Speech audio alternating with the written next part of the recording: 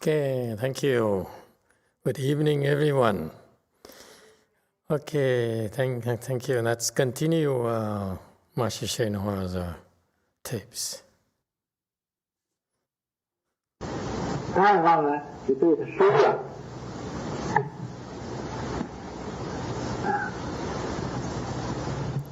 说完了，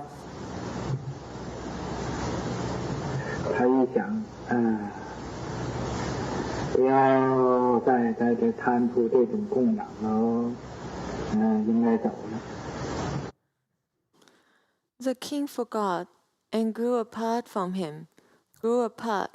He thought that he shouldn't stay here to covet this support. It was time to leave. 一走就走到这个地边国，地边国很多的佛教徒都是一些小乘。 He left and arrived at Kupon. There were lots of Buddhists in Kupon who were all studying Hinayana. 所以对他都没有什么缘，他就又走到秋瓷国，到秋瓷国住了一个时期，以后啊。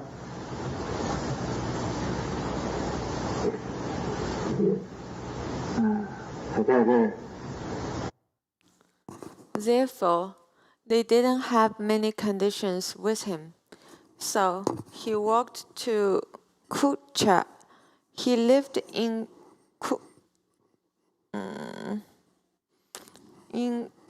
sorry, I have a hard time pronouncing the name. He lived in Kusha for a while. Later, he was there. This is the end of this file.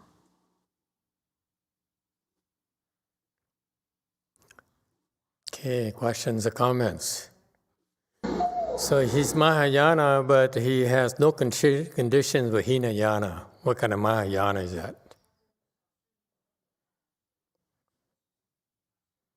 Mahayana includes Hinayana. There should be no distinction. That's okay. Continue.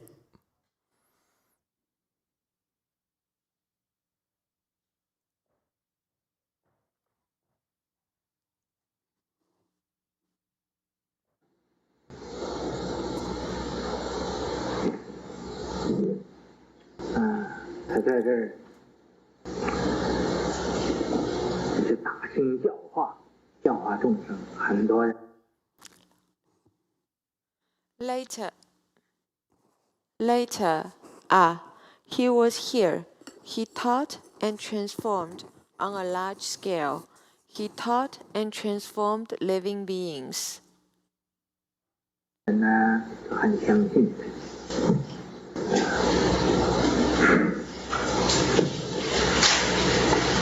相信呢。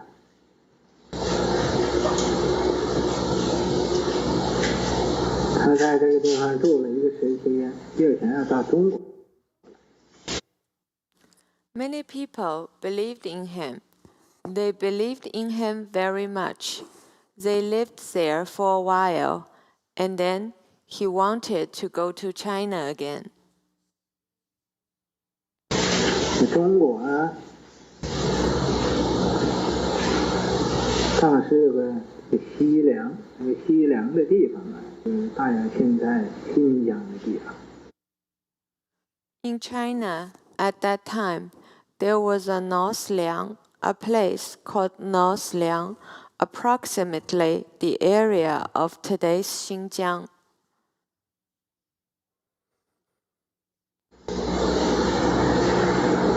那儿有一个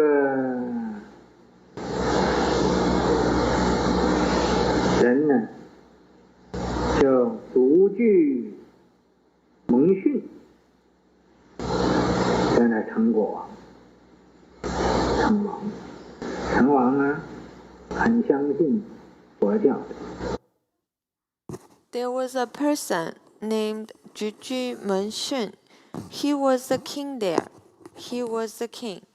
He believed in Buddhism very much.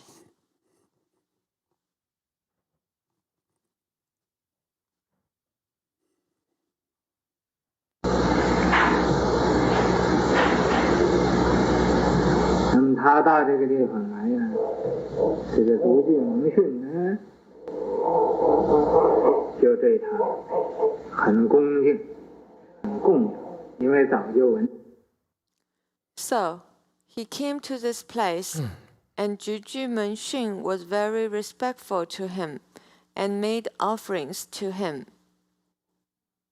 听到也听见他这个名字，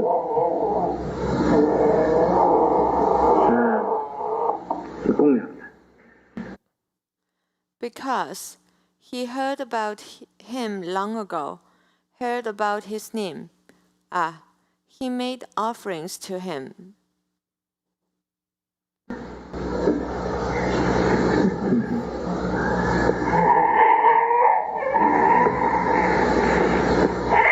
这个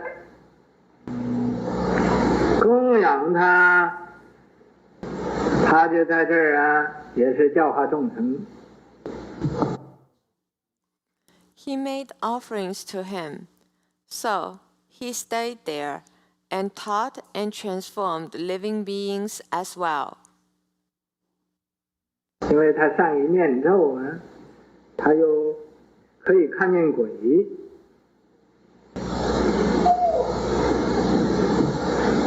那么有一次啊，他就对这个独具蒙逊呢，就讲了。Because he was good at reciting mantras and could also see ghosts. So, one time, he told Juju Menshun, he said,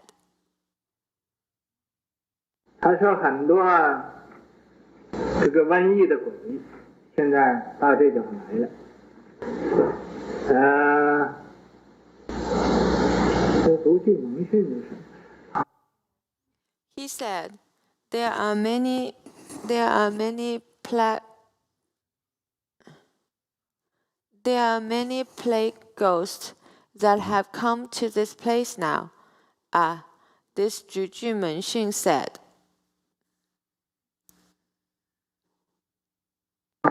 我不相信有鬼。你要如果能我能见一见呢，我就相信了。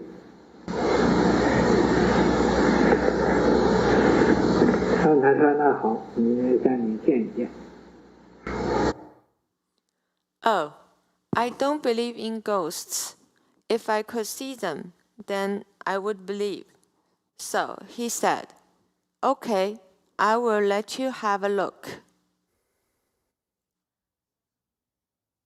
然后果然呢，这个独具蒙逊呢，就看见这鬼，看见鬼就喝的不得了。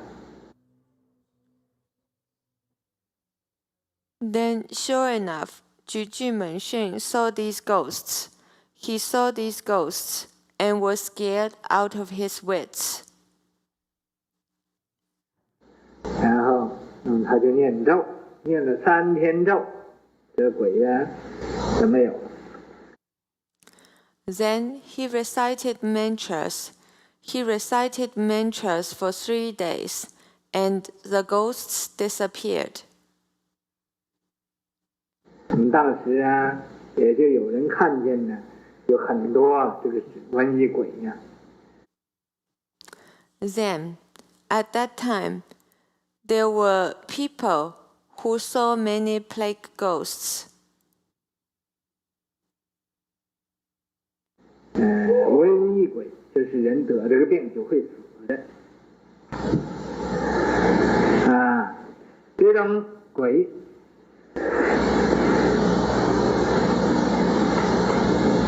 没有了，这大家。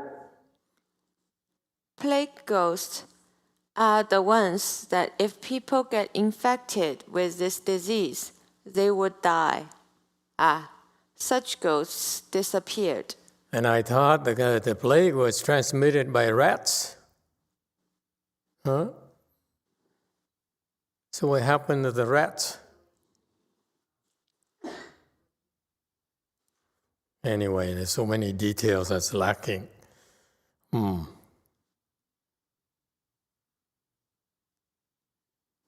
Continue.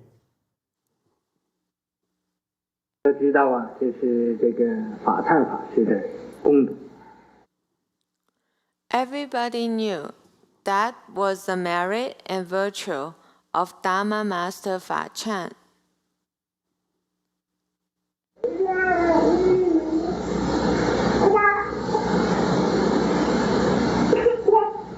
那么，这时候啊，这个足具蒙训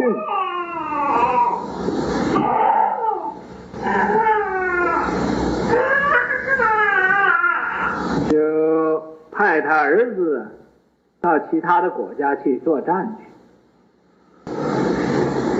他这个儿子呢，是兴国。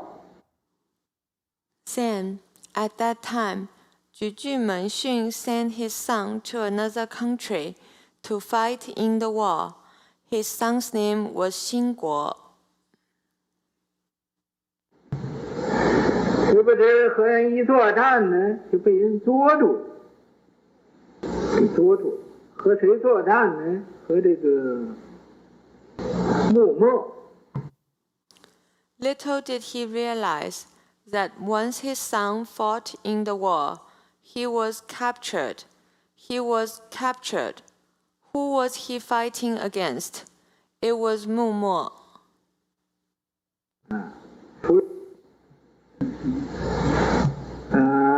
他这个儿子啊，被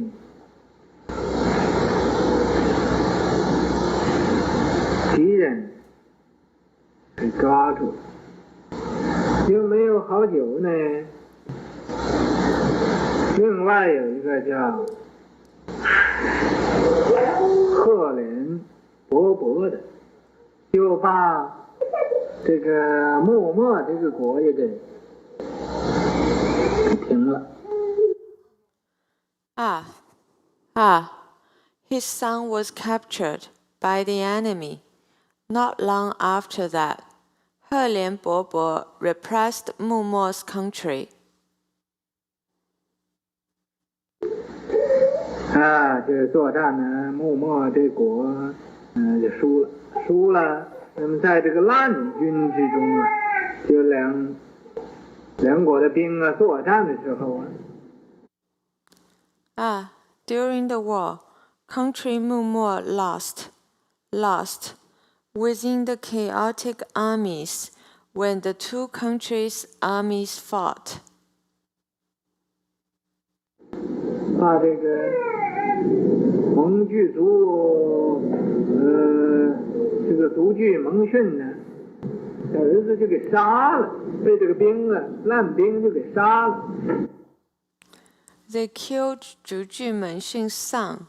He was killed by the chaotic armies.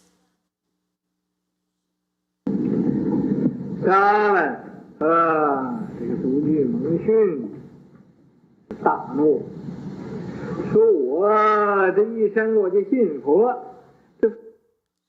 When he was killed, Juju Menxun was furious.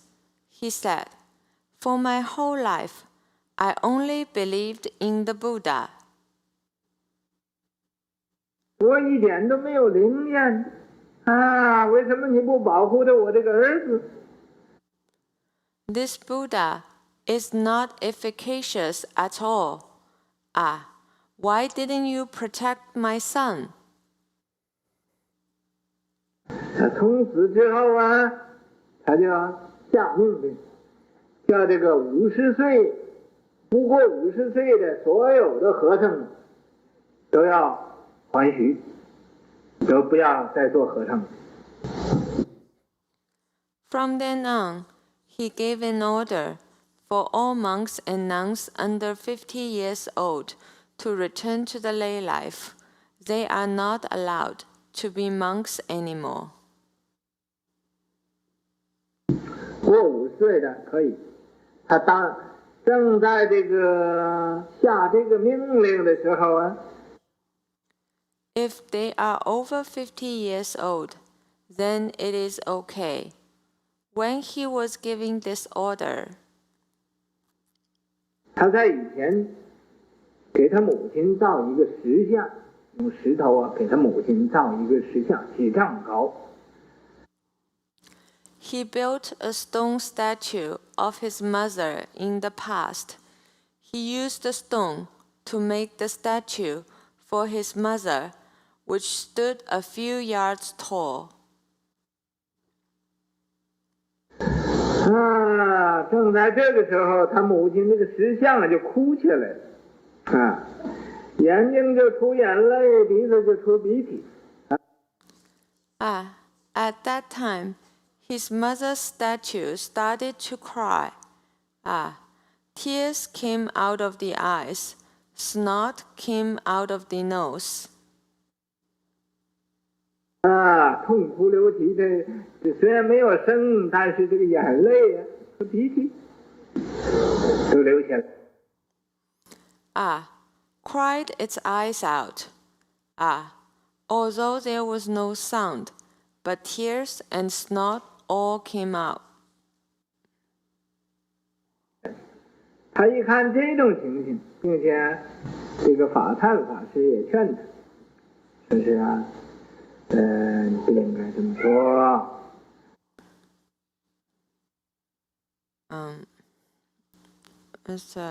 This is not Dharma Master Fa Chan, actually. This is Juju Menxun saw this, and Dharma Master Fa Chan advised him. And Dharma Master said, "You should not do this." 这不是佛没有灵验，这是因为因果的关系，不可以避免。 This is not because the Buddha is not efficacious, but because of cause and condition. It cannot be avoided. 然后这个足具蒙训就没有叫这个50岁以下的，这个不够50岁的都还许，没有下这个命令。 Then, this Juju Menxun didn't make the ones who were under 50 years old, those who were under 50 years old, to return to the lay life.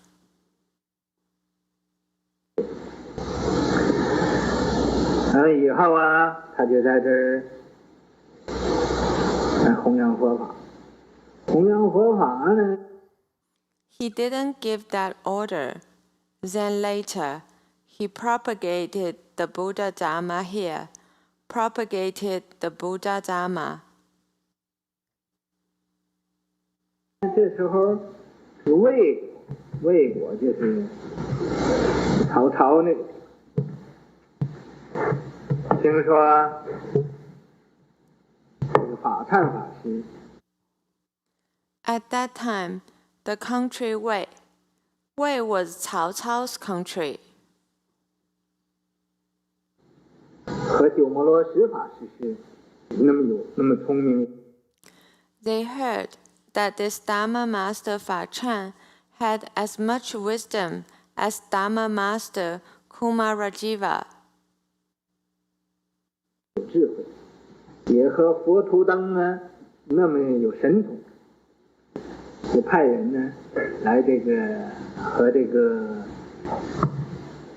独具蒙训来要的，说如果 And as much spiritual penetration as for Tudun, then Wei sent envoy to ask for Juju Menxun for him.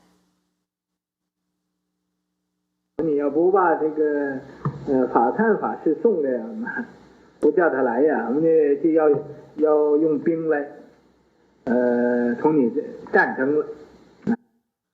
The envoy said, "If you don't give this Dharma Master Fa Chan to us, if you don't let him come, we will will go to war with you. 兵士相见，我就要发兵。 We will meet you with our soldiers. We will send soldiers. 这个因为这个足具蒙训对这个法忏法师是非常的舍不得，他也不派他去，等又等。 Because Juju Menxun really can't let go of Dharma Master Fa Chan, he didn't send him over. 这几年呢，这魏国又派了一个大官呢，叫李顺，又来和他要，就封这个。 A few years later, Country Wei sent another high official named Li Shun to ask for Dharma Master Fa Chan. 这个魏国就封这个足具蒙训呢，做这个凉州牧，就是梁王啊，又送给他很多东西。 Li Shun said that they will offer Country Wei, Juju Menxun, the position of Liangzhou Mu, aka the king of Liang, and give him lots of things. And gifted him lots of things. 结果还是干什么呢？还是和他要这个法忏法师。这个足具蒙训就请这个魏国这个使臣呢，就是请他吃饭。 At the end, what was he after? He still wanted this Dharma Master Fa Chan. This Juju Menxun then invited the envoy to a meal. 请他吃饭呢，在吃饭的时候，就对他说这个西凉的老臣呢，就说我呀， Invited him to a meal.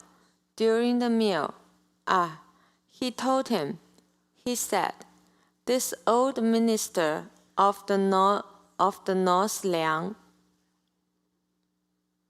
是很老的一个人了。你想要这个法忏法师，我无论如何呀，我舍不得叫他去，因为他。 That was to say, I am a very old man. You want this Dharma Master Fa Chan, no matter what, I cannot part with him. I cannot let him go. 是我的门师，也是我的老师。 Because he was my first teacher. That's my teacher. 如果你一定要，我认可呀，和我这个老师一起就死了给你看，也不能叫他去。 If you must have him, I would rather die with this teacher to show you, than to let him go. 看这个李顺说你呀，皇帝对你这么样好，又封你的做王，又送给你东西，无非就。 Then this Li Shun said,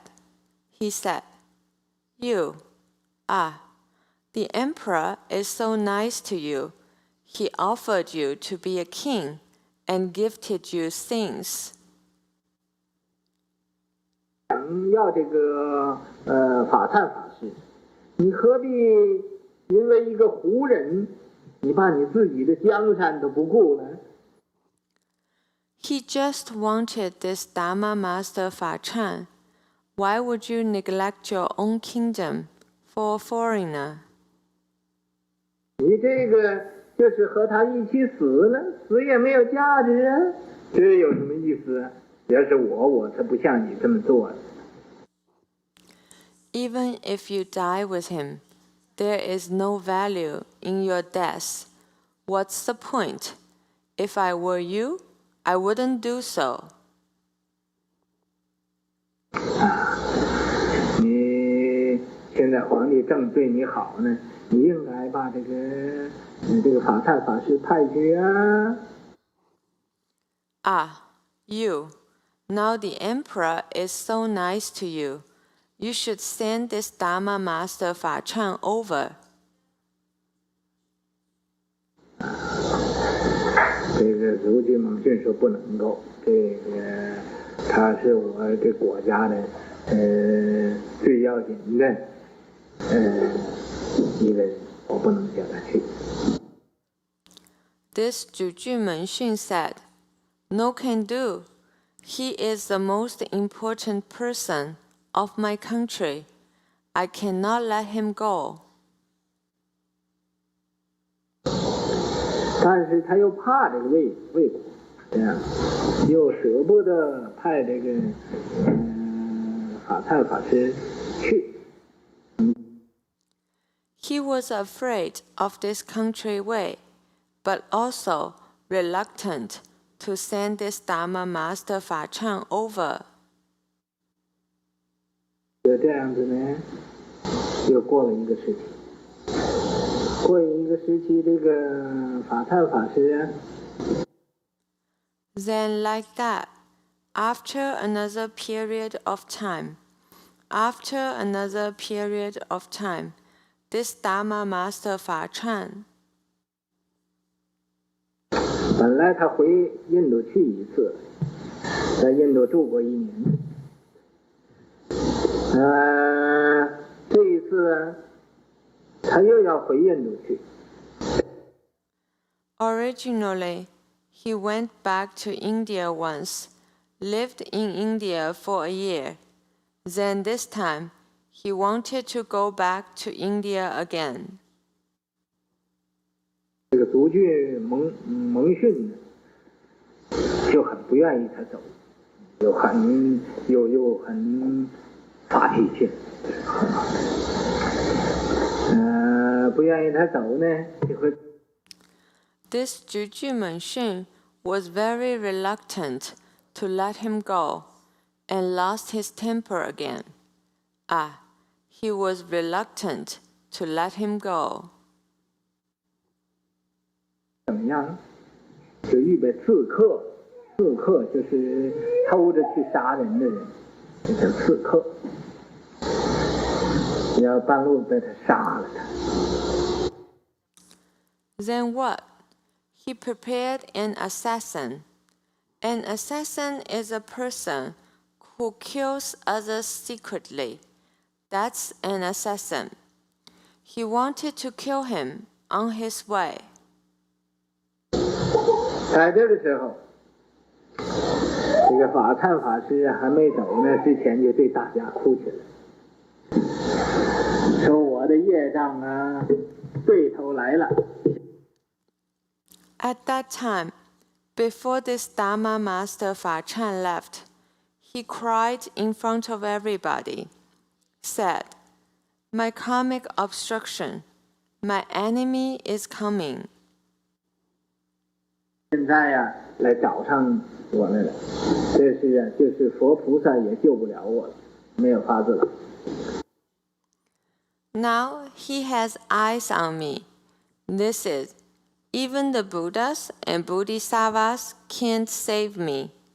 There is no way.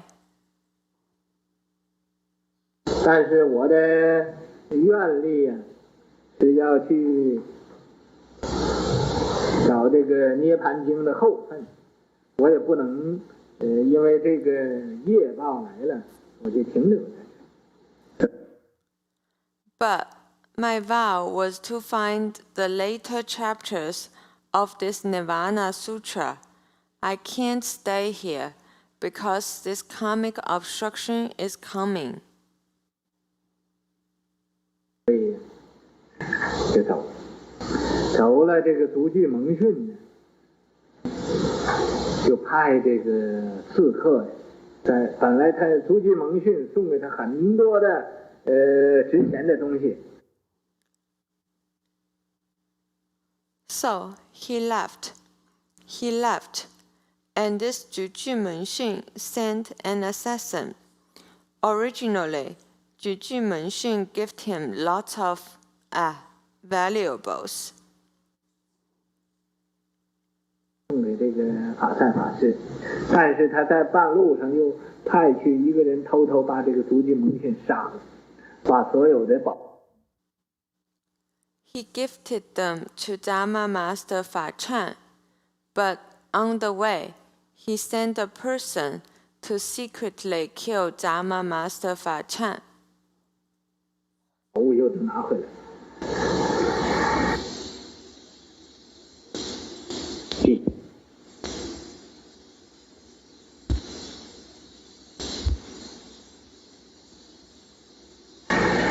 那么这个时候，这个法忏法师仅仅才49岁，49岁就死了。And take back all the valuables. At that time, Dharma Master Fa Chan was only 49 years old. Only 49 years old when he was killed. 他死了之后啊，这个足具蒙逊的左右的这些个人呢，就天天看见呢，有这个鬼神呢拿着宝剑斩这个足具蒙逊。After he died, Juju Menxun's attendants saw there were ghosts and spirits holding swords, chopping Juju Menxun every day. 过了没有好久，那一年4月，这个足具蒙逊也死了。Not long after, the same year in April, Juju Menxun passed away as well.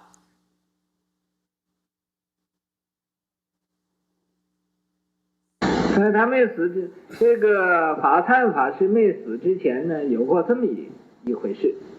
当时啊，有一个出家人叫道尽，修道的。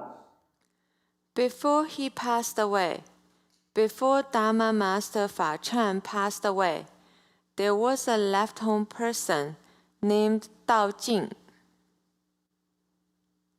道，果尽这个尽。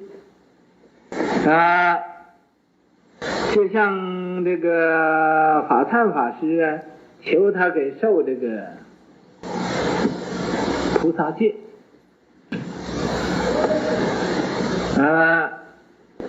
这个法忏法师就叫他说：“你自己去忏悔了。” He requested Dharma Master Fa Chan to transmit him the Bodhisattva Precepts, and Dharma Master Fa Chan told him to repent. 自己先去忏悔了。这个道净法师回去就忏悔，拜佛呀。Told him to repent first. Therefore, Dharma Master Dao Jing went back to repent. 求忏悔，求了7天7夜，7天呢7晚间。He bowed to the Buddha and sought repentance for 7 days and 7 nights. 7 days and 7 nights. 第8天呢，他又去见这个法忏法师去。一见这个法忏法师，这法忏法师。On the 8th day, he went to see Dharma Master Fa Chan again. Once he saw Dharma Master Fa Chan, 发大脾气，就对打骂了一顿。Dharma Master Fa Chan lost his temper big time and scolded him harshly. 这道尽呢自己这当然是自己的业障太重了，所以这个法师不给受菩萨戒于是乎就一边坐禅一边修定。Dao Jing thought his karmic obstruction was probably too heavy, so the Dharma master would not allow him to receive the Bodhisattva Precepts. 一边忏悔，做了3年。Thus, he cultivated sitting Chan. He cultivated samadhi and repentance in parallel, and sat for 3 years. 3年的时间呢，他就做梦，梦见释迦牟尼佛呀，和这个一切十方的菩萨大众来给他受戒。In 3 years, he had a dream. He dreamed Shakyamuni and all Bodhisattvas from the 10 directions, the great assembly, transmitted him the precepts. 他不但他一个人做这种梦，他在一起的10几个人，都是得到这种的梦。Not only he had this dream, more than a dozen of people who were with him all had such a dream. 那么他就去预备对这个法忏法师讲这种境界。He then was going to tell Dharma Master Fa Chan to tell him about this state. 等来了呢，离这个法忏法师还有几十步远，这个法忏法师就既可以站起来，很。He arrived and was over a dozen steps away from Dharma Master Fa Chan. Dharma Master Fa Chan immediately stood up. 惊奇地说：“善哉，善哉，你已经得到戒了。”那么这个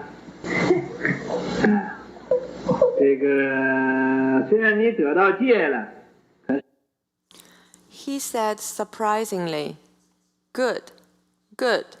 You've already obtained the precepts. This.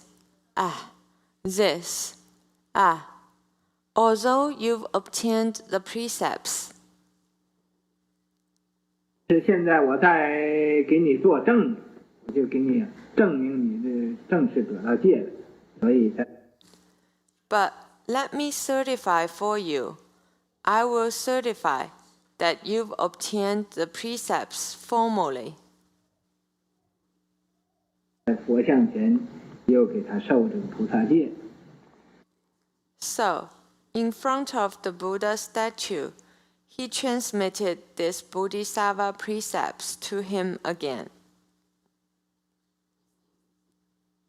当时这个长安有一个沙门叫道朗，这个道朗呢，也是在梦中好像这个道尽这种境界。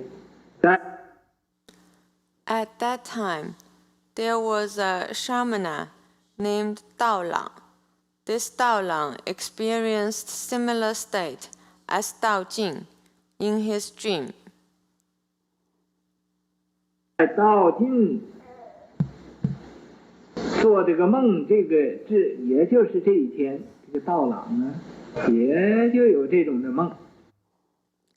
When Dao Jing was having this dream, on the same day, Dao Lang had the same dream. 相离得很远很远，一样有这种梦，所以以后这个道朗本来他是个老资格，出家很早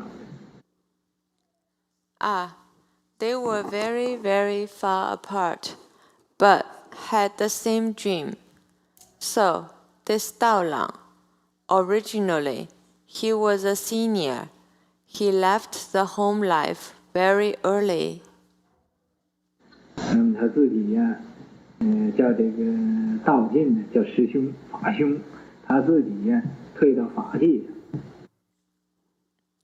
Later, he called Dao Jing elder brother, elder Dharma brother, and himself, fall back to the younger Dharma brother position. 在当时啊，这件事情，一般人都认为是很奇怪，所以以后的干。At that time, ordinary people all thought this event was very strange. 的这个道尽啊，是受戒的人呢，很多很多。So later, there were many people who followed Dharma Master Dao Jing to receive precepts. 咱们这是这个法忏，大概是一生的事情。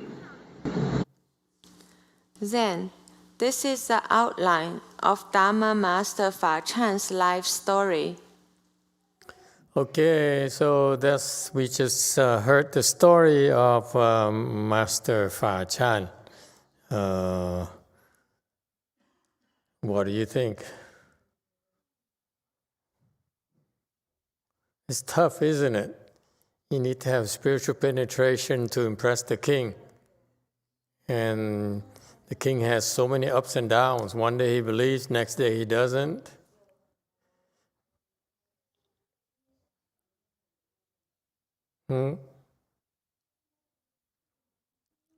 It's tough propagating Buddhism. Back then, these early monks had to impress the kings and the officials in order to get support. Yes, 5. Chin asks, could Master explain what are the Bodhisattva Precepts and how are they practiced? The Bodhisattva Precepts are special kind of precepts that both lay people and left-home people can receive. They're basically the different kinds of Bodhisattva Precepts, but the one that we transmit, the one that the Chinese system uses, are like 10 heavy precepts and 48, 10 major precepts and 48 minor precepts. Okay, and you can receive those precepts anytime. You don't need to even to take the other precepts, like 5 precepts or whatever. So there's different kinds of precepts. And these Bodhisattva precepts are actually kind of very strict. They apparently are designed to help the people practice the Bodhisattva path. Okay? And so they have certain things like, for example, the original Bodhisattva precepts, full Bodhisattva precepts, would have a sex precept where you cannot have sex whatsoever, not even with your wife. So it's pretty strict. And so later the Chinese removed that precept and they simplified, they took out some precepts and made them more suitable for lay people. And so nowadays most Chinese would receive those simplified or shortened precepts, so fewer precepts, okay, among which would not have the sex precepts, okay. So that's what it is.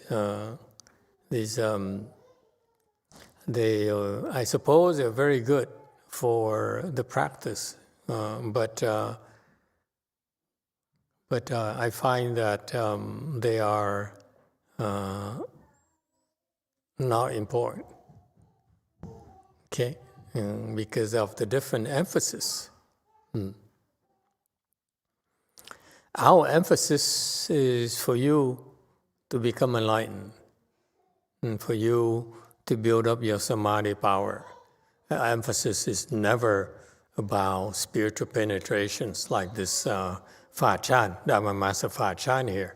You have to understand at those times, like Master Sheno's times, they have to use those skills in order to impress people, to make an impression on them about Buddhism.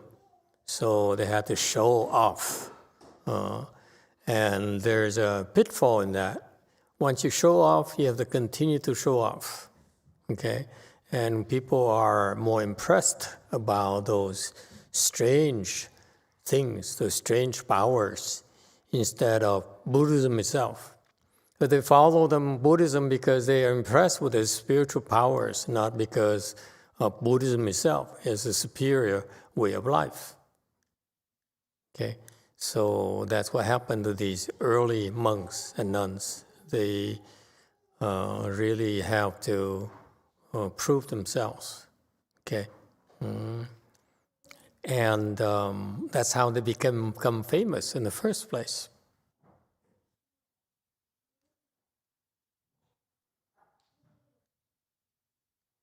So going back to the Bodhisattva Precepts, I think eventually we will transmit the Bodhisattva Precepts ourselves to help you, but without, they're not going to stop you from getting enlightened. With, they might help, but I just don't have time. Okay, so you can receive them anywhere else as well. We could do them as well. We just never had the time to do it. Okay, and now we have the manpower, we can do it, but we just don't have time. In particular, there's a mess thing about the sex precepts where you can never have sex at all, which is very, very tough thing to deal with. So even if we transmit those precepts, I doubt that many would be willing to take it. Okay, and I'm not interested in transmitting the abbreviated precepts.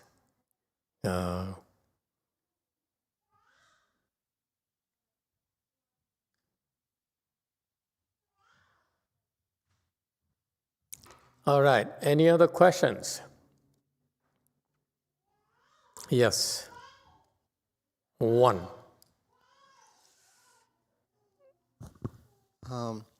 I believe I heard you once saying that you have to take all the precepts, the Bodhisattva precepts.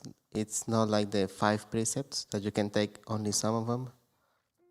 Right. The Bodhisattva precepts, you have to take them all. That's why there are 2 versions. All of them versus the shortened version. And I don't like the concept of the shortened version. I believe that the original precepts, full precepts, were there for a reason. Okay? And if you're going to go for it, go for it. Don't take the easy way out. Just like many of you, you are, many of you have been fasting and practicing vigorously. And that's our trademark. You're supposed to work hard and suffer. Okay, then you if you're willing to endure it, then you see why. You're not willing to endure it, then you never know. Okay, so the same thing. If you take the Bodhisattva precepts, I prefer you take all of them, and then. So that you eventually someday understand why. Don't take the short version, in my opinion.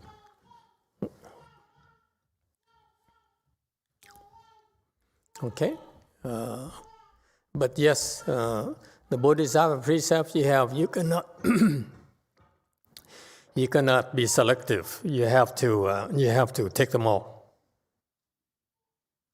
Unlike the 5 precepts, you can pick and choose. Bodhisattva Precepts, you have no choice.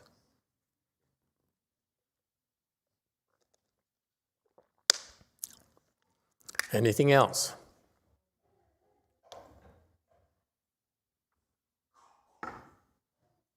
Yes, 7. Thank you, Master. Admittedly, it was difficult to follow that story. There was a lot going on there. Yeah, I'm sorry about that because even Master YongHua is not clear in Chinese. There's sections where he says ta, ta, he. I have no idea which he is talking about. Or the sections where clearly the geography and the back and forth didn't make sense to me. And then the translation didn't help either. So I don't blame you. But what did you get out of it? The one thing I got out of it is all of you have samadhi power. For most people, they would fidget and say, oh, this is so boring, I don't get it. Why are we listening to this? This is what Caucasians do, They said, they question you. They say, why are we doing this? Why are we doing this? This is not a good use of my time. But no, all of you sat there like statues. It's pretty impressive. I was fidgeting myself. I said, well, it is really it's really dragging out. There were 2 parts of the story that were interesting to me, or that I was interested to understand more about. Okay. The first part, and apologies, I'm not sure who's who in this, but I think it was Dharma Master Fachan's student who was afraid of an assassin who was coming to get him and called the assassin his karmic obstruction that even the Buddhas and Bodhisattvas couldn't save him from. That part you don't understand? I wasn't clear on who was afraid of the assassin. Yeah, okay. Let's talk about it. Okay. Yeah, that part was interesting. Okay. The karmic obstruction through the assassin as a person was interesting to me. Yeah, okay. Let's backtrack a little bit first. Okay, here's what happened. Master Fa Chan came to China, and the king heard of him, that Qu or something, Meng Qun, whatever, was impressed. He heard of his reputation, and therefore invited him to the court and made offerings to him and sponsored him. Okay, so Master Fa Chan's reputation preceded him, so that's why the king was impressed and made offerings to him, and so treated him very well. So that's how Fa Chan was able to teach people. Okay, now to me, right there is a problem. Before he stopped in a country in India where he says, these people are Hinayana people. I have no conditions with them. Let's move on. Okay? You don't have conditions with them. You create conditions with them. Okay? You don't just move on because it's too hard. Okay? But no, he moved on to China, and he met this king here who was enamored with him and sponsored him, so helped him propagate Buddhism. So basically, it's a state-sponsored Buddhism, in other words. Okay? And so the king not only supported him, but he also gave him money to build temples and endorse his teaching as well. Okay? And in doing so, you have this problem. This problem is that he's totally dependent on the king. sponsorship.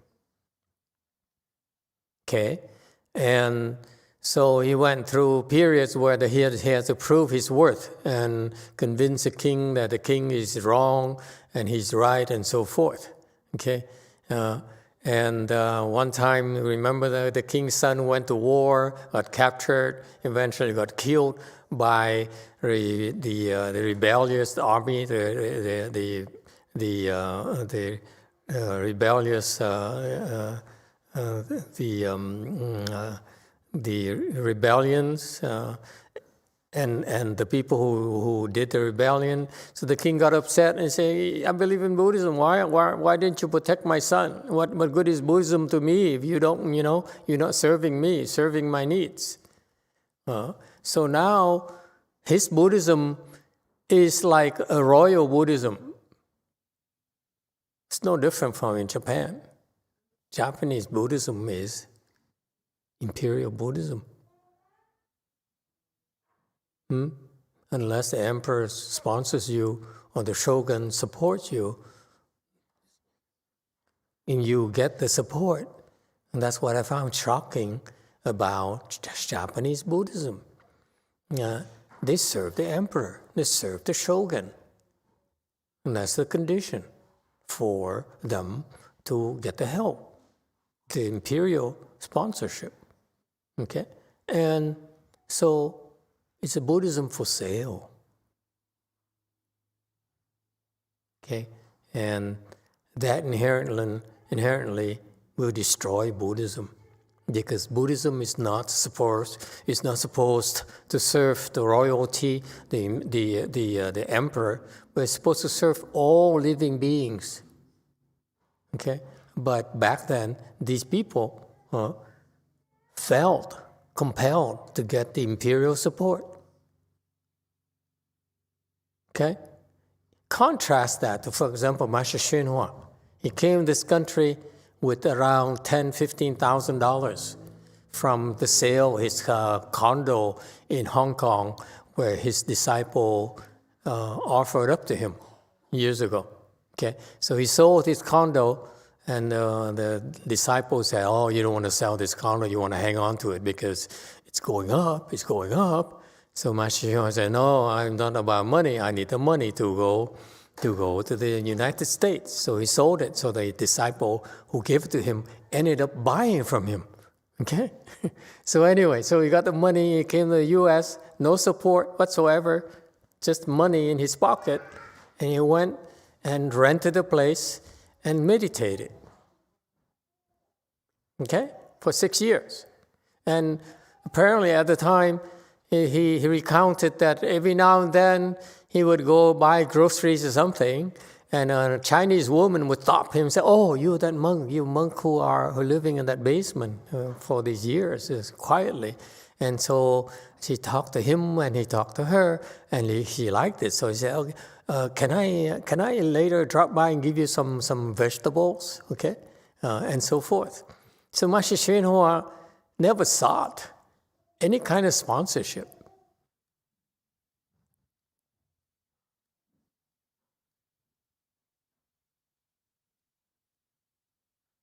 Okay, so that's the difference in the Buddhism. They're practicing, they're teaching. The Buddhism that Fa Chan was teaching was the Buddhism of the kings, okay, to serve the kings, and that's why he got in trouble. Because the kings are kings. They will like you as long as you're useful to them. Ask Donald. That's the way it is. Don't blame Donald. That's how kings are. And you want to serve them, they use you until you're no longer useful, then they move on. That's life. Okay. So this Fa Chan here has a good conditions with the king. That's why he stuck with him for a long, long time. And God knows what he had to do. Okay, the prior story is the king forgets. Unless you remind the king that you're useful to him, he's going to move on to another person. Okay? So it's like, to me, it's like daily servicing the king. or weekly or monthly at least, so that the king remembers you and still supports you. So eventually he did very good job. The king really was very enamored with him and says, "You are my teacher." When you have a king who is so self-centered, say, "You are my teacher," I shudder. I would be so terrified, meaning that he owns me. Kings don't have teachers. Kings own things.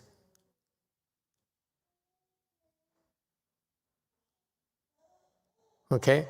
I never heard of any emperor or king who have teachers. They own those teachers. So anyway, so he owned him, and he protected him and refused to give him up in spite of the other bigger countries coming over and threatening him and bribing him and paying for the monk. Okay? And that's how much he valued this Fa Chan. Until one day, Fa Chan says, "I don't want to be with you anymore." And that's what broke the relationship. But Fa Chan said, "I want to go back to my country. I don't want to be here with you anymore." So then the king says, "You're rejecting me. We cannot have it, can we?" So he says, "I tell you what, because I'm the king and you're my teacher. I've been telling people you're my teacher and so forth.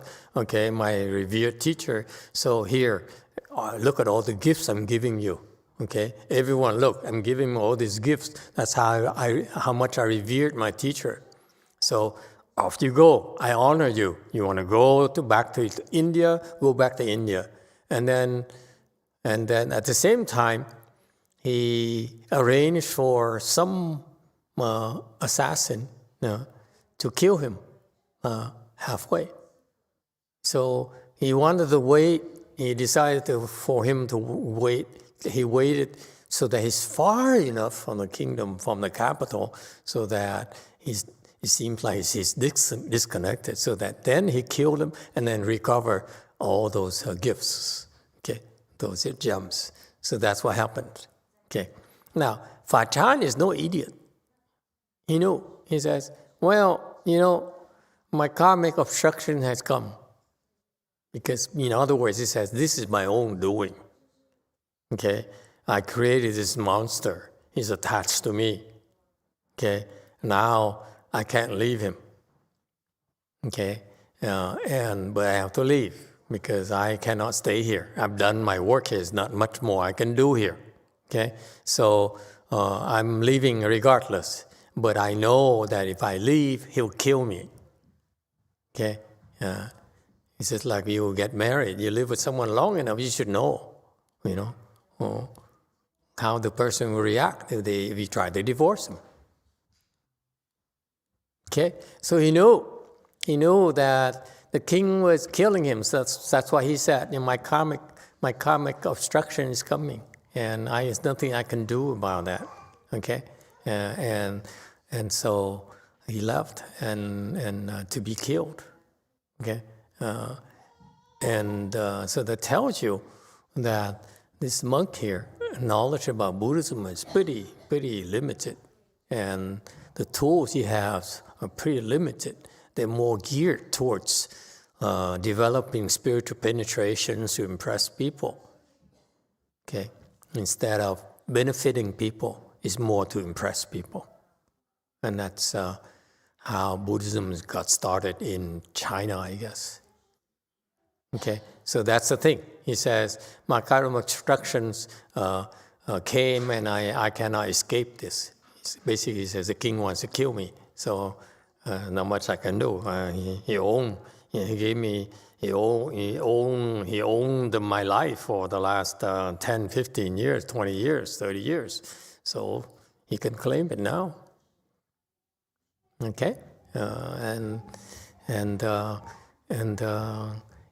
this he could have called Guanyin Bodhisattva. He could call other people, because that's what Buddhism is about. Buddhism is not about yourself. It's not about us alone. We are part of this big network, this big mechanism to help living beings. We only a small part of it. So do not think so highly of yourself. He should think of himself as Fa Chan should have thought of himself as just this tool here they use to convert that king, and that's about it.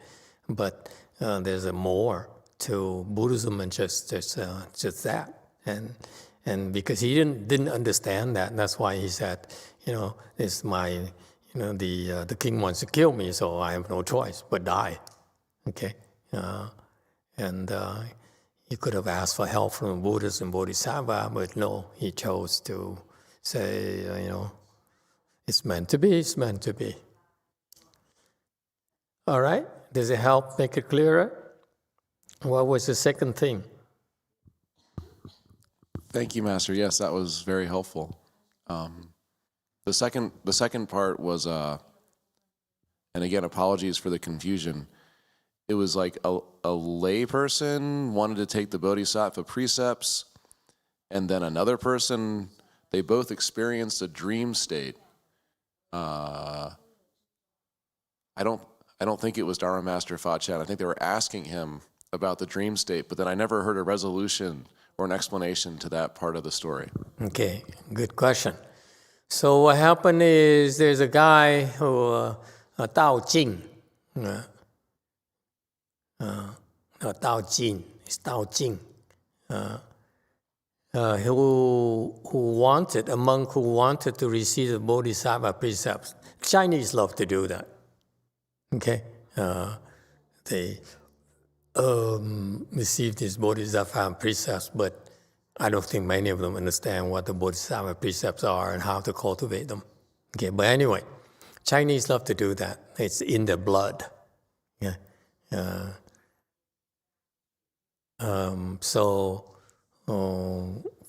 Master Fa Chan says, in order for you to receive the precepts, the first thing you need to do is to repent. Okay, and so Dao Jing repented. Okay, he repented 7 days or whatever, however long, and eventually, even after a week or 8 days, he still Fa Chan was still not happy. So Dao Jing continued to repent, meditate, and repent for 3 years. Okay, and that's when this strange state occurred, where as he was repenting and meditating and repenting, he saw a vision of the Buddhas and Bodhisattva coming. Okay, so he immediately went to see Fa Chan, and Fa Chan, one look at him, would stand up and say, you received the precepts already. Okay, so but let me formalize it for you. Okay, now, so he transmitted the precepts to him. So that's what happened. This is actually a true event in Buddhism.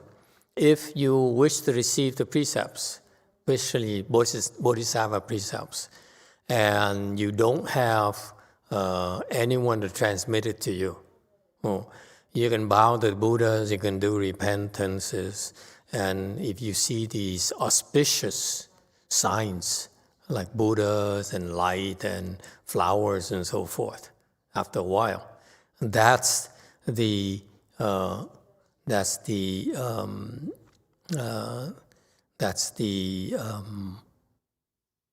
phenomenon of you receiving the precepts. Okay, so in other words, you don't need to receive the precepts from a master, because there's quite often there aren't monks and nuns who can transmit precepts. So therefore, these people have the second option is to bow to the repentances and bow to the Buddhas and pray, and eventually they can receive obtain these auspicious signs. Okay, and that's a proof, the proof that they received the precepts. So not only him received those precepts, saw those auspicious signs, but also another monk also saw it as well, and few other people. So that's what happened. So it's legitimate. If you do that in Buddhism, then you have received the precepts, and you don't need Fa Chan to certify you anymore. Okay, so what Fa Chan did again is not necessary. He says, let me formalize it for you.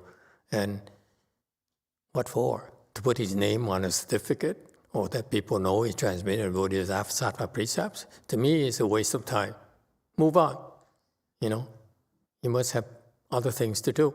Then do something is really not necessary anymore. Okay, but that's the early days of Chan. Mahayana in China. Okay, so that's why I'm glad that I met Master YongHua because only it takes a person like him to impress me. His disciples are extremely advanced as well, very advanced as well. At least used to be advanced as well. But they never impressed me, unfortunately. Whereas none of them ever impressed me. That's my curse. I wish one of them, at least one of them, man or woman, would have impressed me, then I wouldn't have to look for a good advisor. Okay, but none of them impressed me. So if I met Fa Chan, I would walk out and say, you're no different from an externalist trying to show off. That's not Buddhism at all. You cannot. Spiritual penetrations, let me put it this way for you. From my perspective, spiritual penetrations excuse me, I get emotional, are an impediment to your getting enlightened, not an aid. Okay? You don't need spiritual penetrations to become enlightened, number one. Number two, after you're enlightened, you don't need spiritual, it's better not to have spiritual penetration because you progress a lot quicker, even. Okay? You won't be bogged down by trying to impress people, trying to live up to your images of a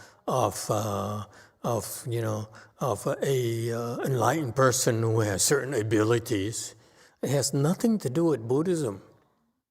That's why I like Master YongHua's teaching so much. He's the only one who never stressed that. Okay? Everyone else, he's the only one who never tried to impress me at all. Everyone else tried to impress me. With their status, with their money, with their kindness and so forth, and their temples and their disciples and so forth. Okay? And for some reason, I was never impressed by that, unfortunately. All right, anyone else? Yes. 7. So Master Fa Chan was the same one that his little brother got killed for killing an elephant in India? I think it's a different guy. Okay, that's why it's convoluted. It's in India. They moved to another country, and moved to another country, and moved to China, and so forth. So these are the early days of Chinese Buddhism, where the people were not ready to be taught yet. So that's why the patriarchs didn't come. Patriarchs came when people were ready to be taught. In what sense? In what sense? Patriarchs. The patriarch's job now begin to understand. Before I couldn't understand what does the patriarchs do. Now, looking back and looking at what this current patriarch is doing versus what Master YongHua versus Fa Chan and so forth, we begin to see patriarch's job is to make sure you are enlightened.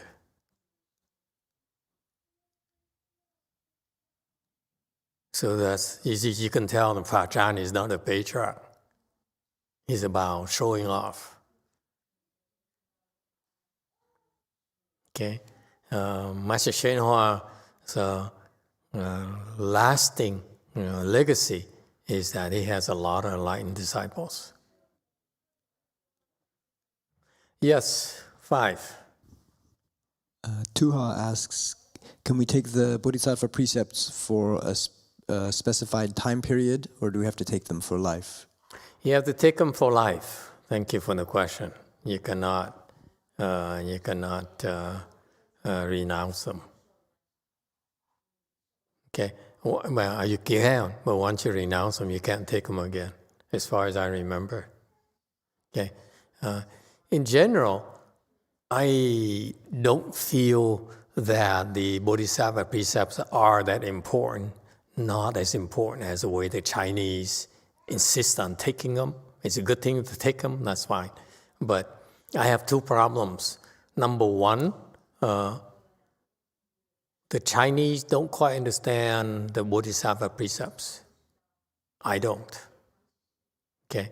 And therefore, for me to teach you something that I don't quite understand, I would not feel good about it, because I don't want you to ask me questions that I don't understand.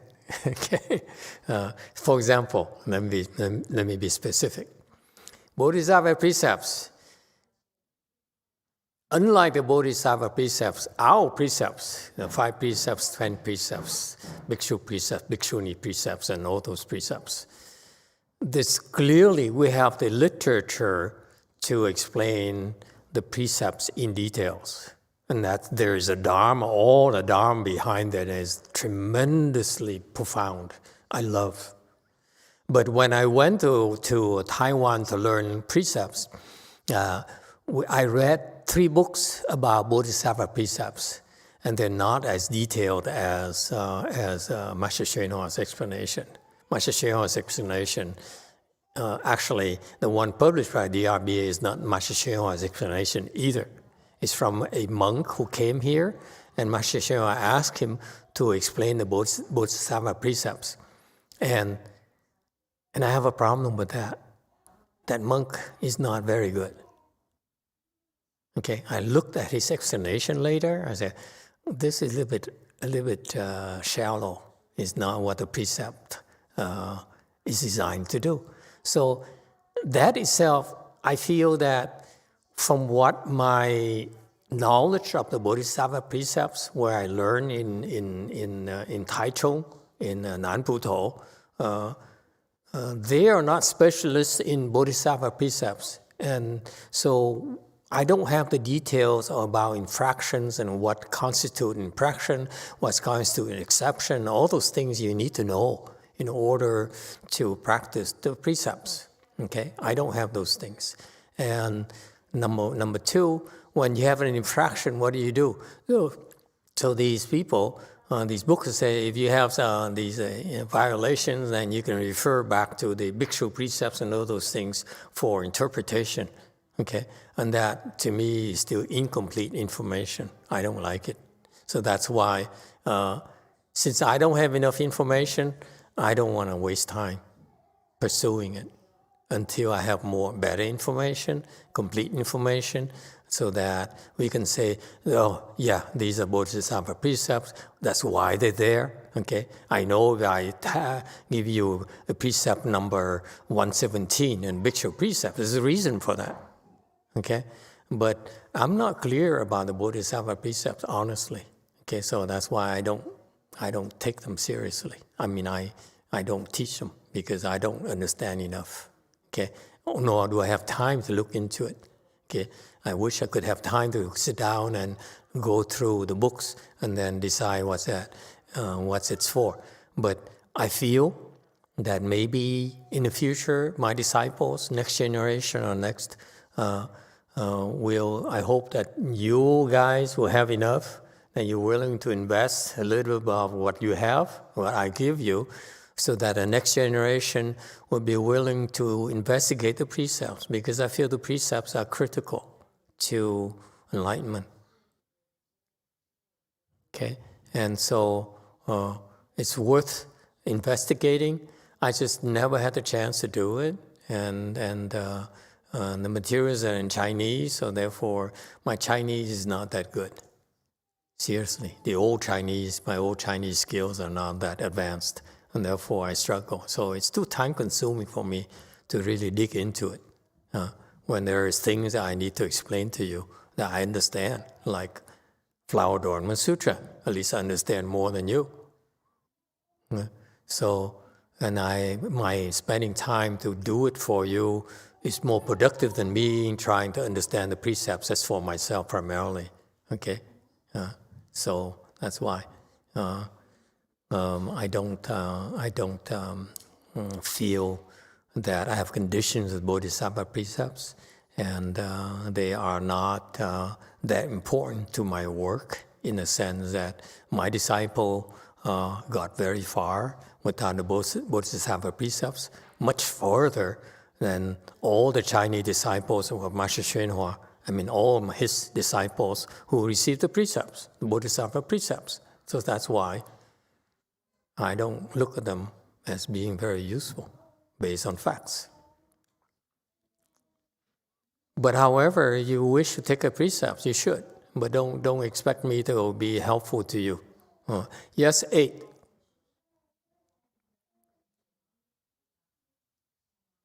Mô Phật bạch thầy không có mạng tới Bồ Tát giới hoặc tới A La Hán rồi thì thầy đó thầy chăm chú về đó cho chúng sanh để đi giảng sanh đi Tây phương thôi.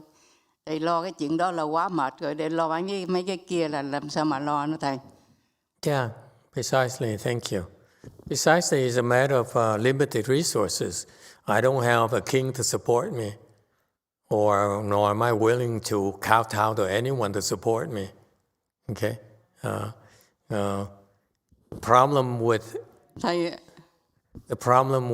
people is that as soon as they support you, they think they own you. That's a problem I always had in the past. People help me, or people come to the temple and say, I will help you, I will support you. Basically, they feel that I owe them. And my Buddhism is not like that. My Buddhism is quite the exact opposite. My Buddhism, the first thing we do in my Buddhism is to give. To give. What is giving? Giving is that you give because you're supposed to, and you have the chance to. You're supposed to give, and now there's a chance if someone comes over and asks you for help, you say, okay, I help you. Okay? That's our giving. We don't go out and say, I give. I'm a giver. No, we're willing to give. Okay? We're ready to give. But when conditions arise, we'll give. But not, we're going to go out there and say, I want to be known as a giver, I'm going to do charity thing and do this thing. It's not what we do. Okay? So giving to me is a necessity under the circumstances. Okay? You could call me passive because you could say that I am giving too passively. So be it. Okay? So, however, after you give, okay? After you give, you're supposed to forget all about it. As soon as you give, it's nothing. You don't remember anything. You don't remember who you give to. That's the giving that we're practicing. Okay? So we give freely. Once you give, you forget about it. You don't give and say, I've been giving to you, I've been helping you, and and now you owe me. So you think I'm going to spend the rest of my life accepting your help so that I remember, oh, that person helped me. That person doesn't help me. That person helped me more. So I have a ranking of people who help me more and more, and therefore I need to remember how much I owe. I mean, that's not our giving at all. Okay? So that's the problem I have with getting people to help me out or owing people. But people can't help it. People are attached to it. They say, I give you and all this time, I support you all this time, and you don't have any special consideration for me. I make sacrifices from my, and yet you are not appreciative of me. I said, I am appreciative of you. That's why I forgot about whatever you did for me. I don't know. Does it make sense to you? Well, that's because I'm teaching you that giving. If you give to me, I take it, I remember you give it to me, then I'm practicing a different kind of giving that the Bodhisattvas and the Buddhas are teaching. You know what I mean? That's my constraint. So it's always a problem every day for me. Someone will give me something, Master, they come to me and say, and I say, oh, I'm so happy. But you know what? As soon as I put it in my pocket, I don't remember who gave it to me. So that's a giving I'm practicing, and because of that, people are not happy with me. He said, Master is a user. He takes from me, and then he doesn't even remember my face, my name. He's a con man, Clearly, I wrote a check for him. It's a big check, but once I put it in my bank account, I forget about it. As soon as it clears, okay. But what she said, I really appreciate. The things in life where I'm a small-time monk with no support, with no one, taking me seriously. So I do things I can do, okay? And one of the things we do is Pure Land, because Master YongHua didn't expound on the Pure Land Dharma door that much. He should have done it. He did, but his disciples didn't get it, so that's why one of my work that I need to do is the Pure Land, meaning that number one, first and foremost, help people get the Pure Land. Okay, it's not talk. You talk. Pure Land is not about talk. Pure Land is about you getting there. You know it's the best place for you. What are you waiting for? If you know it's the best place for you after this, make sure you go there. Okay? That's if you're a Pure Land person, you don't believe in Amitabha Buddha, then what you ought to do is make sure you go there after you're dead. Okay? And if you really believe in Amitabha Buddha, it's so obvious to me. You really believe in Amitabha Buddha, you make sure your parents go there. You make sure your grandparents go there. Okay? And make sure your dead baby goes there. That's, to me, that's what speaks loudly how much you believe. Okay? Not, you say, hello, I adore you, I worship you, I revere you, you're my teacher, like the king. Okay? So that's what has happened first, is that Pure Land Dharma door is about faith. Okay? I'm not talking about anyone's faith, I'm talking about your faith. That's all that matters to me, okay? Yeah, because what happened to these people out there, you have 100,000 people who believe in Pure Land Dharma door, they actually really don't believe at all. That's why they don't get reborn, okay? If you have true faith, you will get to the Pure Land. you don't have faith at all, you will not get to the Pure Land. Okay, and that's number one. So part of my work is make sure that build your faith. Okay, and it takes time.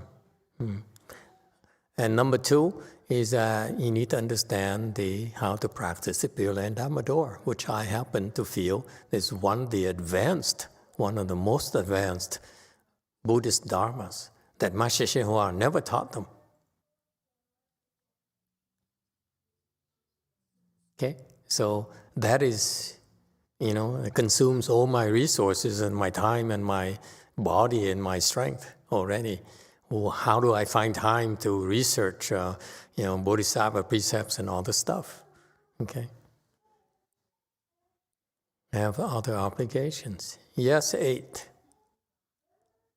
Mô Phật và thầy lãnh cái sứ mệnh lại thế giới này để độ chúng sanh, để đi về Tây Phương thì chỉ lo một con đường này thôi, chứ lo nhiều quá làm sao mà thầy gánh nổi để Mô Phật. Cái đó là cái nguyện của con, là đối với cái giảng sanh cái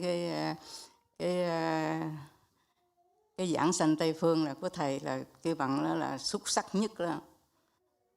Thì con ước nguyện như vậy đó, ước nguyện là thầy phải một ngày nào có được cái thành công. Thì cái sứ mệnh của thầy là lãnh cái trách nhiệm này. Để thầy không có lo lắng cái gì mà để nhiều để ấy. Mô Phật. Master, I felt that your mission is to cross over living being to help them to get rebirth to the Pure Land. So you should only focus on one task. If you do so many things, it will be out of your capacity. So that is also my wish, my vow, that you are like the number one teacher about Pure Land, and I wish that you will be successful in your mission to help people to the Pure Land, and then you don't have to worry about anything else. Well, it's not as simple as that. It's true that one of my projects is to make sure that we propagate Pure Land Buddhism, because it is the tool for us to help living beings without saying we're helping living beings. Okay? On the other hand, it's not as simple as it sounds. There's no Pure Land without Chan. There's part of the Pure Land practice is Chan. So if you hear someone who says, I'm a Pure Land specialist, I only teach you how to recite the Buddha's name, I would tell you this person does not quite understand Pure Land Buddhism at all. You look at the Pure Land patriarchs, many of them came from the Chan side. Okay, so that's why the Pure Land they taught is actually comprehensive, complete. Okay, so that's why I have to teach both Chan and Pure Land in parallel. Okay, and I have the luxury of doing that because Master YongHua set up the foundations already, the foundations of Chan. So all I have to do is use the Wei-Yang lineage type of training to train people. So that's all due to Master YongHua's. Okay, so and that's useful to help train people in the Pure Land school as well. If you only train people by reciting Buddha's name, you won't be as effective at all in training them. So then you have Chan. So you have to teach Chan, but then you look at that and you say, but if Chan is a faster way to become enlightened, okay, then you have to run into this problem. My disciples are enlightened, okay, and then what?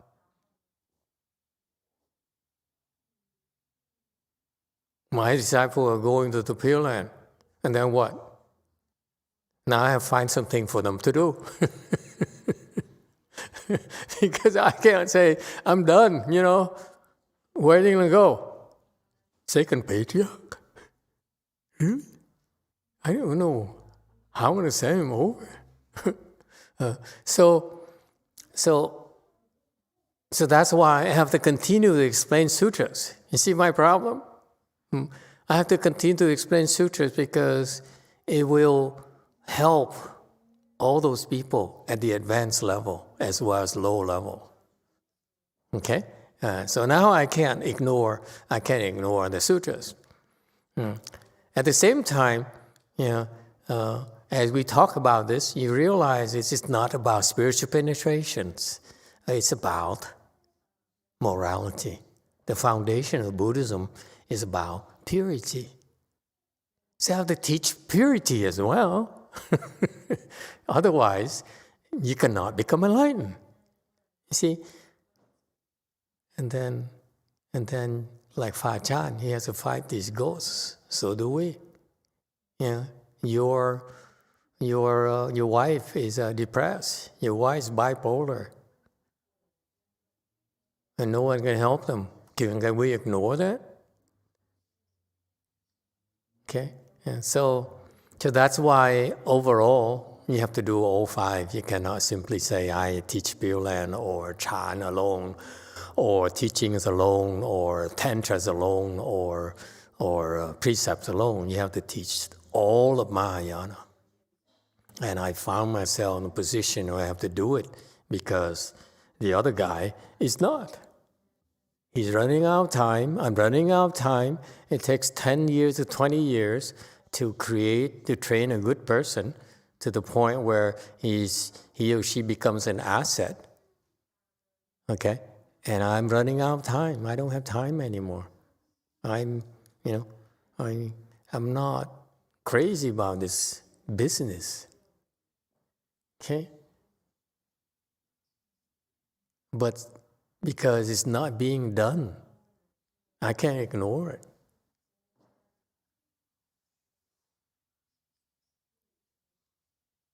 I can't ignore it because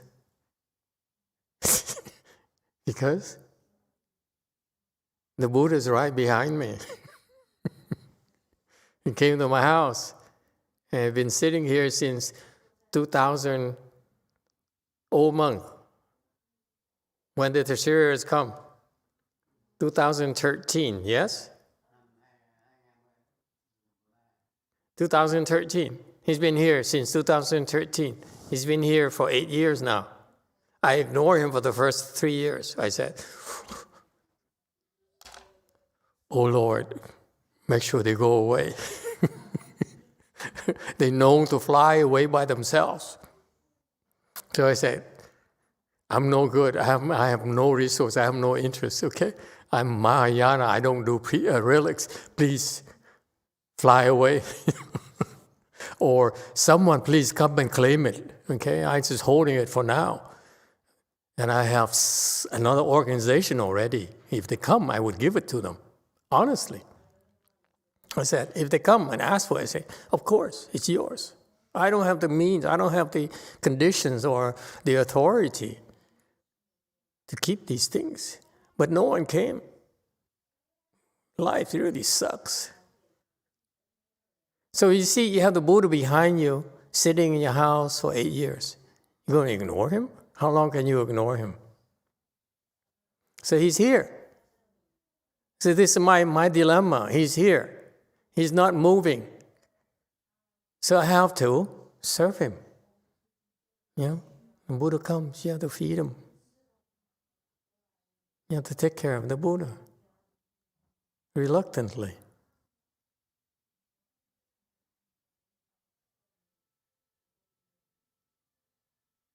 And it's because the Buddha came when Master YongHua disciples almost killed my career. And I said, his disciple killed my career, fantastic. Then I don't owe him anything anymore. He gave me my skills, my training, But then he decided to let his disciple kill me, kill my career, so I don't have to do anything anymore. It's perfect. So I said, I was so glad. I said, this is so fantastic. I could not ask for a better outcome. Okay. So I was ready to die. Okay. And walk away. And then the relics came. The Buddha said, you can't die. So in 3 years' time, my career was recovered. It's typical. It happens quite a few months. You know, they got these evil people who are bent upon destroying their name and their reputation, and these monks would have to run away to another country very far away to rebuild their name, their support, and so forth. I was ready to wait until it dries up and then walk away. What's there to run away from? With no one to teach, then I go do my things. So anyway, so that's how it is. You do what you can. You try your best. That's all we have to offer. Yes, 5.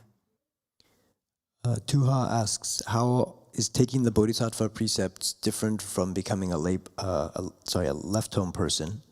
And once you take the Bodhisattva precepts, does it mean that you cannot get married? You can get married. If you take the Bodhisattva precepts, you can get married, but you cannot have sex. So you can be married by name, like Master Shehua says. Okay? Why not? You know, the Chinese are into it. But what's the difference between the Bodhisattva precepts and the monks and non-precepts? The difference is that I feel that the monks and non-precepts are much more comprehensive, much more useful to me in helping you become enlightened.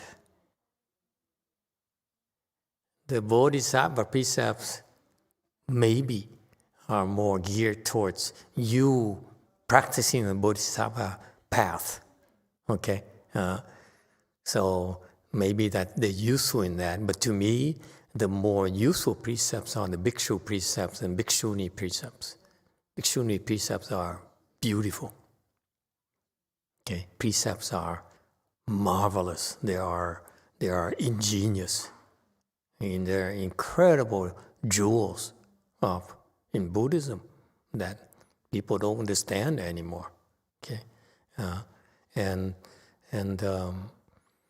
so that's why, to me personally, again, I need to say to me personally, because I must admit to you that I don't understand thoroughly the Bodhisattva precepts. That's why you have to take what I say with a grain of salt. I only understand part of it, okay?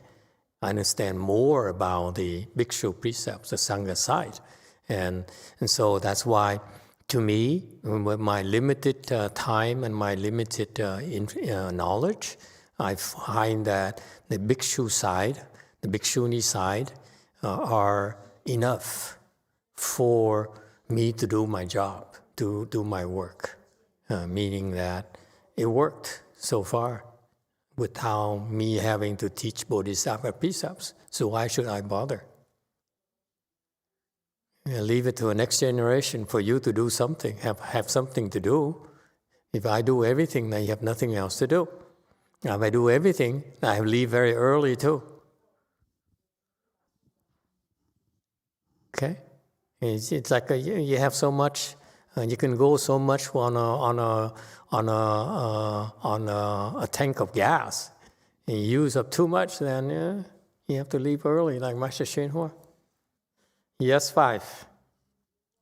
Jason K. asks, the suttas say precepts produce samadhi and samadhi produces wisdom. Does this mean that the more precepts you're able to keep, the higher your samadhi? Not really.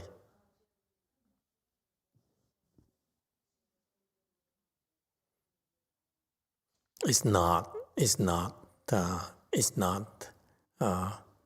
how it works. See, this is why the Chinese, the way they teach themselves, are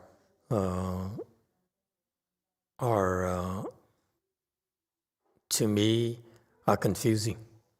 It's too confusing to me the way the Chinese train their own kind. Because I look at Master Xuanhua's, how he trained his people, and how he trained, what his Heng disciples have been doing to the Qin generation. I find it to be too inefficient, too Chinese. Not impressed. I'm glad I was in the system. Okay, it's not like that. So the difference between the Bodhisattva precepts versus the Bhikshu precepts is, to me personally, the Bhikshu precepts, because of my knowledge, because of our track record, is much more useful than the Bodhisattva precepts. Okay.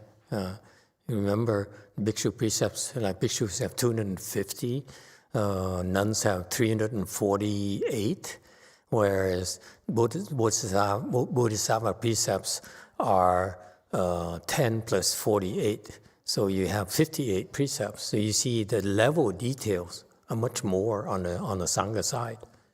And that is a lot more useful to me. Okay.